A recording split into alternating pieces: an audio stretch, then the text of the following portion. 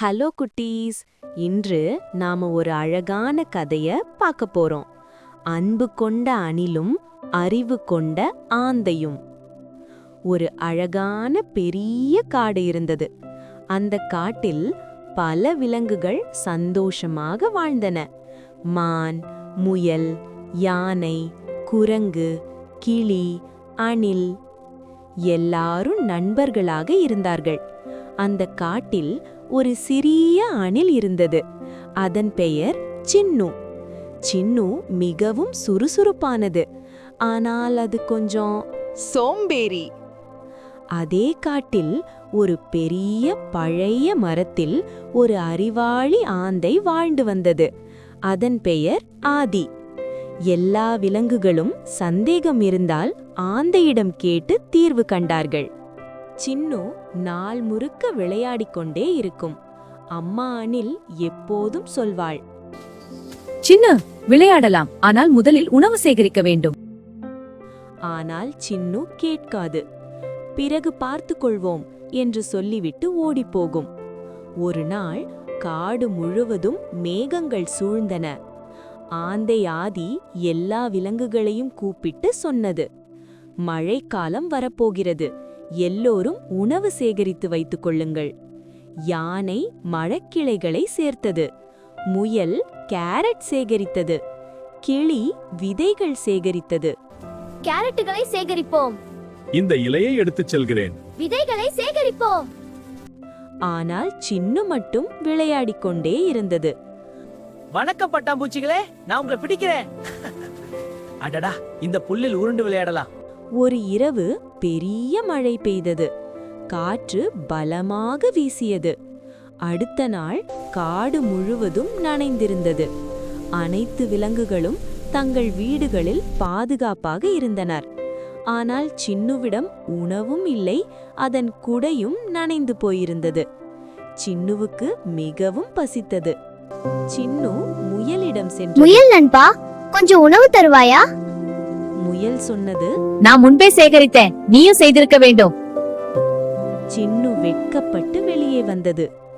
சின்னு ஆந்தை ஆதி அருகே சென்றது. ஆதி அண்ணா, நான் தவறு செய்துவிட்டேன். ஆதி மெதுவாக சிரித்தது. சின்னு, வாழ்க்கையில் விளையாட்டு முக்கியம், ஆனால் பொறுப்பு அதைவிட முக்கியம். இன்று நீ பாடம் கற்றுக்கொண்டாயா?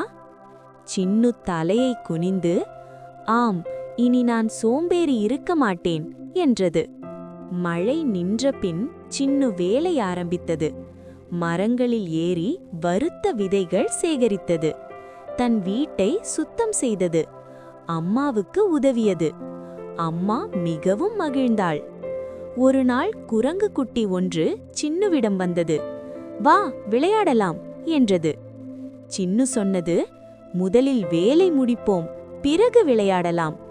குரங்கு குட்டி ஆச்சரியப்பட்டான். சின்னுவின் மாற்றத்தை எல்லா விலங்குகளும் கவனித்தனர். யானை சொன்னது, நல்ல மாற்றம். முயல் சொன்னது, இப்போது நீ உண்மையான நண்பன். சின்னு மகிழ்ச்சியாக இருந்தது. சில நாட்களுக்கு பிறகு பெரிய புயல் வந்தது. இந்த முறை சின்னு தயார். அதன் வீட்டில் உணவு நிறைய இருந்தது. புயல் முடிந்ததும் மற்றொரு குட்டி அணில் உணவில்லாமல் அழுதது. சின்னு அந்த அணிலிடம் சொன்னது, கவலைப்படாதே, நான் உன்னுடன் பகிர்ந்து கொள்கிறேன். அந்த அணில் மகிழ்ச்சியடைந்தது. ஆந்தை ஆதி இதை பார்த்து மகிழ்ந்தது. ஆதி சொன்னது, சின்னு, இன்று நீ 2 நல்ல விஷயம் செய்தாய். உன் பொறுப்பை செய்தாய், பிறருக்கு உதவினாய். இதுவே வாழ்க்கையின் உண்மையான மகிழ்ச்சி என்றது. சின்னு பெருமையாக இருந்தது. காட்டில் ஒரு பெரிய விழா நடந்தது. அனைத்து விலங்குகளும் சின்னுவை பாராட்டினர். சோம்பேறி சின்னு என்ற பெயர் போய் உதவும் சின்னு என்ற பெயர் வந்தது. சின்னு எல்லோரிடமும் சொன்னது, நான் இனி முதலில் கடமை செய்து பிறகு விளையாடுவேன், எப்போதும் உதவுவேன் என்றது. அனைவரும் கைத்தட்டினர். அந்த காட்டில் எல்லோரும் சந்தோஷமாக வாழ்ந்தனர். சின்னு தினமும் உழைத்து பிறகு மகிழ்ச்சியாக விளையாடியது. ஆந்தை ஆதி மரத்தில் இருந்து பார்த்து சிரித்தது.